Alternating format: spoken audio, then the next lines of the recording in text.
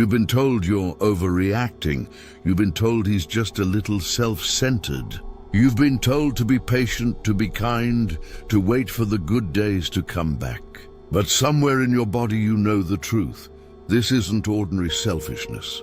This is a void wearing a smile. Tonight we're going to name it, map it, and show you how to walk out without leaving a trace of yourself behind. Most people use the word narcissist to describe anyone arrogant or dramatic. That mistake is dangerous. Narcissism explains fragility wrapped in glamour, the need to be admired, the hypersensitivity to criticism, the grand story about the self. But there is a deeper coldness some people mistake for the same thing. It doesn't merely want attention, it wants control. It doesn't just crave admiration. It delights in your confusion. If narcissism is a mask, this is the hand that grips the mask and uses it like a weapon. To understand the difference, start with 4 interlocking drives, an architecture researchers call the dark tetrad. First, narcissism, the glossy surface that charms, dazzles, and demands supply. Second, psychopathy, the ice underneath, low anxiety, low remorse, thrill-seeking without breaks. Third, Machiavellianism, strategy without conscience, the willingness to use anyone as a tool. Fourth, sadism, the chill that arrives when harm itself becomes gratifying. When these converge, you are not dealing with moodiness or immaturity. You are meeting a system designed to extract, control, and erase. How do you spot it early? Not by the romance, but by the residue. Notice how your clarity shrinks after each conversation. Notice how your decisions become misunderstandings. Notice how the story always returns to their sacrifice, their stress, their injuries, until you are apologizing for feeling hurt. The pattern is subtle at first. The jokes at your expense, the too fast intimacy, the clever tests of loyalty. Soon, your calendar is their territory. Your friends are reclassified as threats, and your needs are diagnoses to be corrected. There is a reason these personalities can look brilliant. They study you. They listen for your wounds and rehearse the lines that fit. Where an ordinary manipulator pressures you, this one calibrates you. They mirror your values long enough to earn the password to your nervous system. Then they pivot.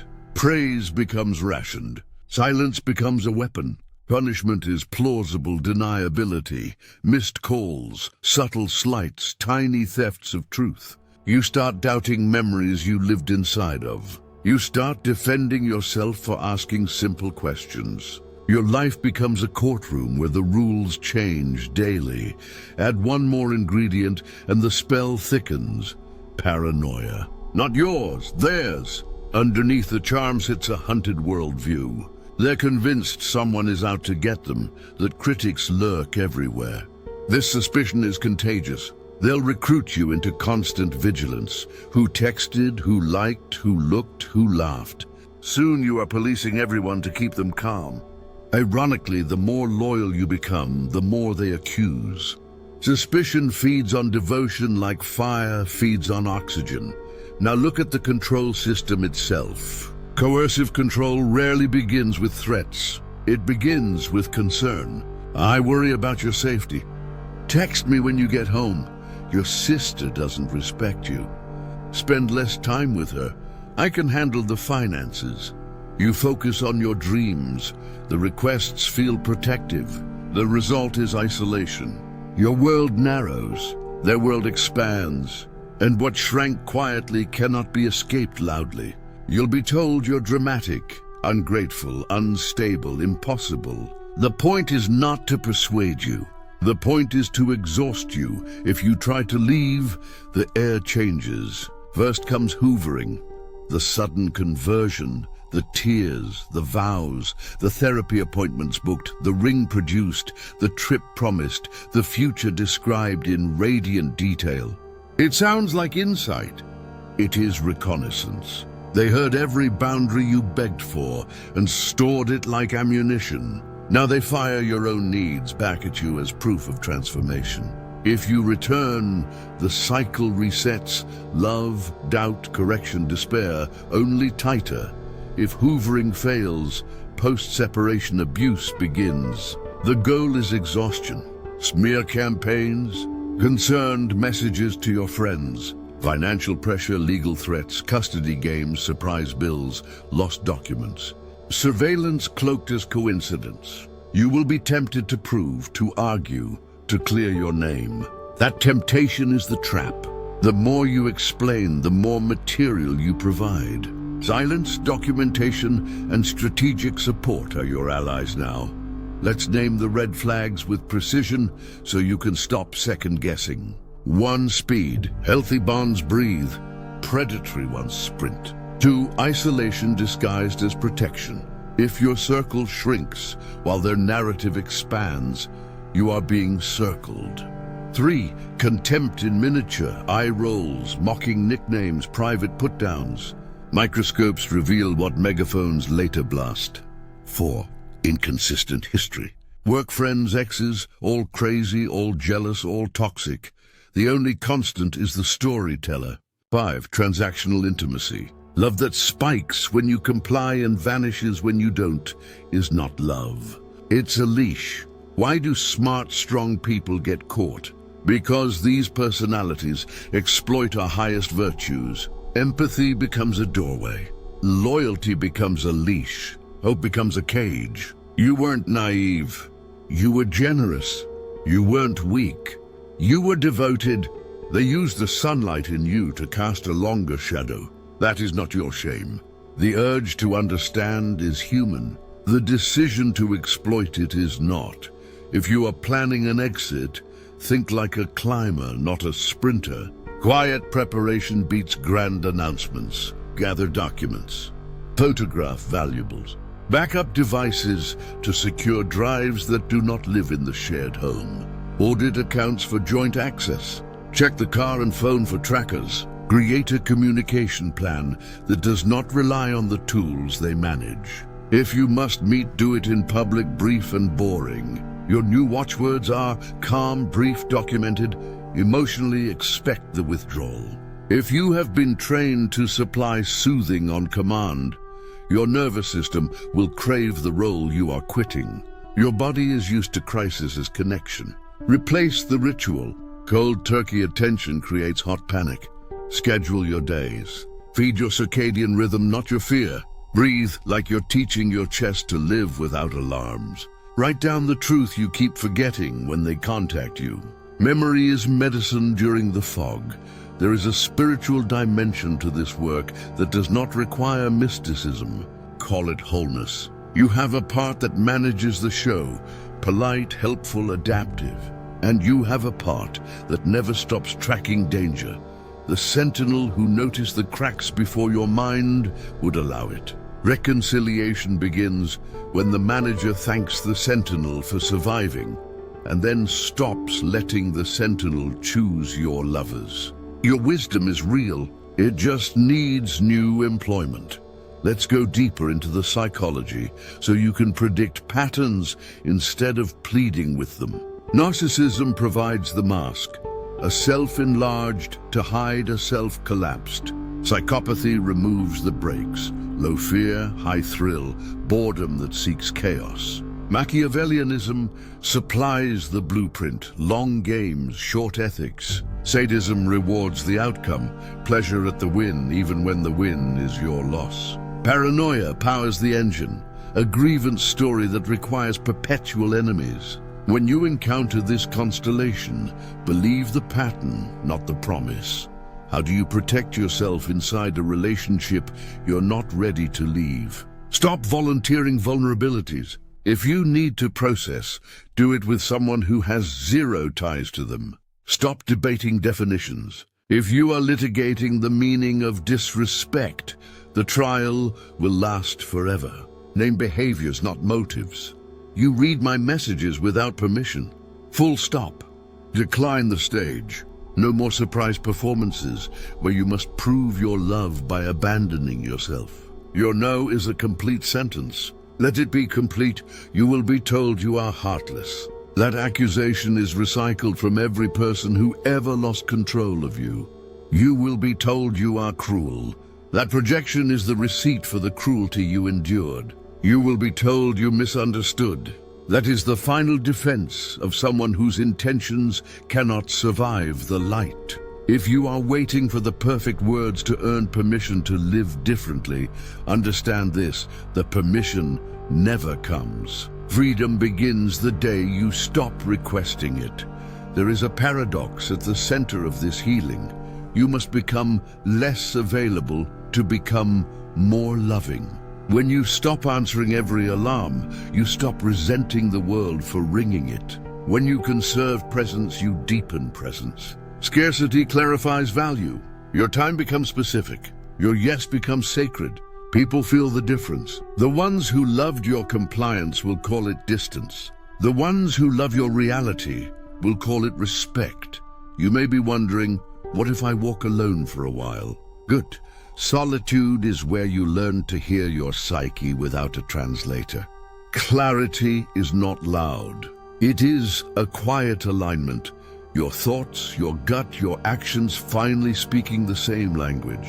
When you no longer need chaos to feel alive, peace stops feeling like boredom and starts feeling like home. Before we close, let's make a compact list you can return to whenever doubt begins its whispering. If someone moves too fast, wants to know everything too soon, and discourages independent thought, slow down. If apologies arrive like performances and never produce pattern change, document, don't debate. If you find yourself hiding texts, rehearsing conversations, or shrinking plans, ask why. You must become smaller for love to continue. If leaving triggers a blizzard of drama, remember drama is the smoke, not the fire. One more truth you deserve to hear: some people are not fixable by your love. Love is not a hospital for character. Compassion does not obligate you to remain within reach of someone who weaponizes it. You can wish someone healing and still refuse to be the field they trample while they search for it. You can hope for their growth and still end the garden they keep burning.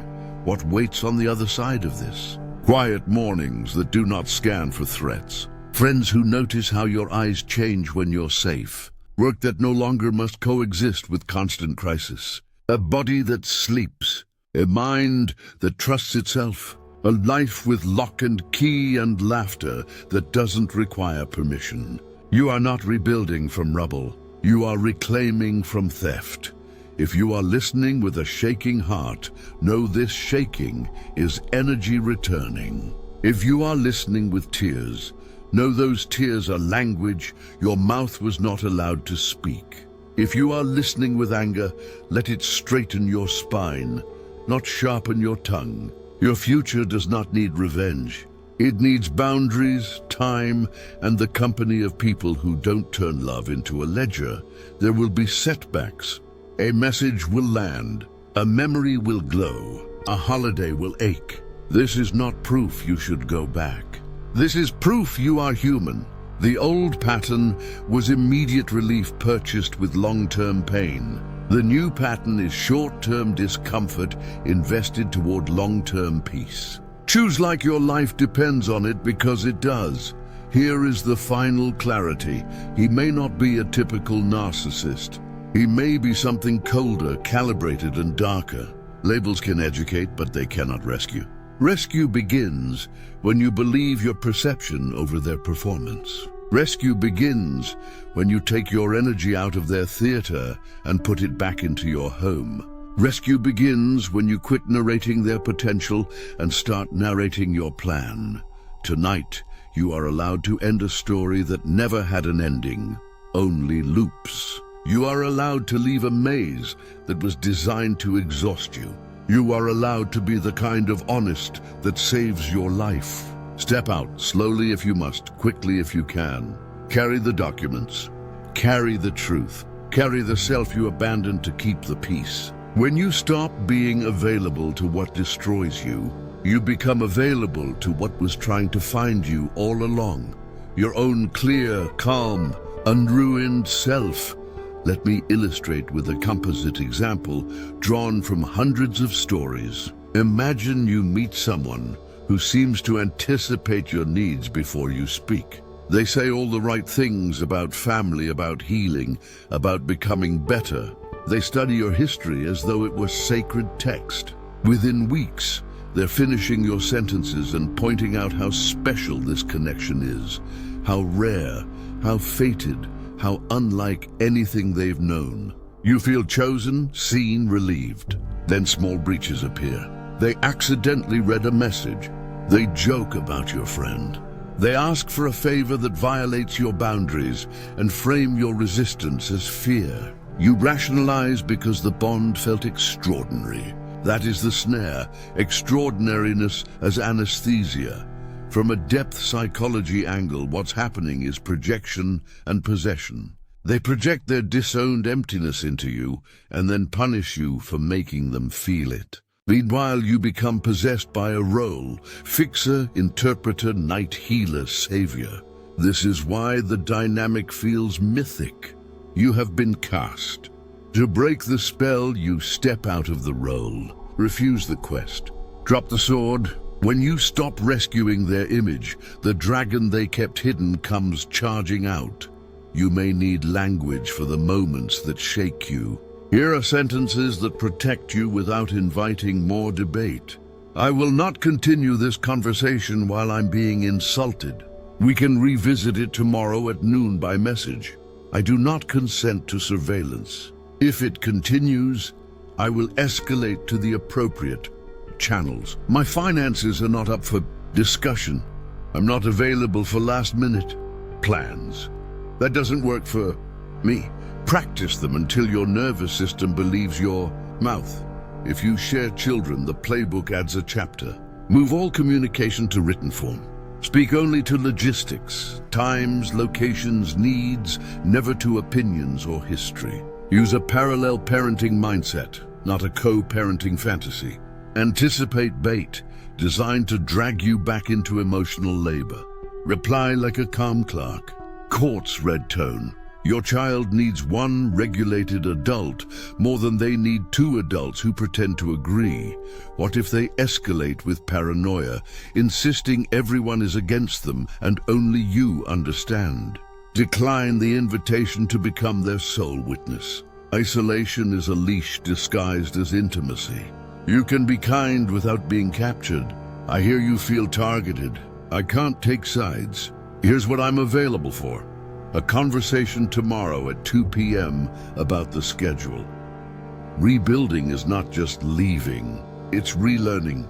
Your body must relearn that silence isn't danger. Your mind must relearn that confusion isn't love. Your spirit must relearn that purpose doesn't require suffering. Design tiny proofs. Ask a friend to text at the same time each day for 2 weeks, and notice how predictability heals. Set a budget and watch stability return. Cook the same comforting meal every Sunday and let your senses memorize safety. Recovery is repetition with kindness. From a symbolic perspective, this ordeal forces an encounter with your shadow, the places in you that wanted to be admired for endurance, that equated sacrifice with goodness, that confused urgency for intimacy. Meeting that shadow is not about blame, it is about freedom. The parts of you that overgave were once heroic. They kept you attached when attachment was scarce. Thank them, retire them. Invite into leadership the parts of you that value reciprocity, boredom, and truth. Before you exit, assemble the intangible go bag. 3 people who will answer at midnight. 1 therapist or group that understands coercive control. 1 daily practice that interrupts rumination. 1 sentence you read every morning to remember why you left. And 1 plan for joy that is not contingent on anyone else. Keep this bag where you keep your courage, nearby. Finally, a word about forgiveness. Do not rush it and do not confuse it. Forgiveness is not access. Forgiveness is not amnesia. Forgiveness is not an apology you never got, delivered to yourself in their voice. True forgiveness, if it ever comes, is simply the moment you realize your nervous system no longer organizes itself around their weather. Until then, boundaries are not punishments. They are scaffolding while the new house goes up.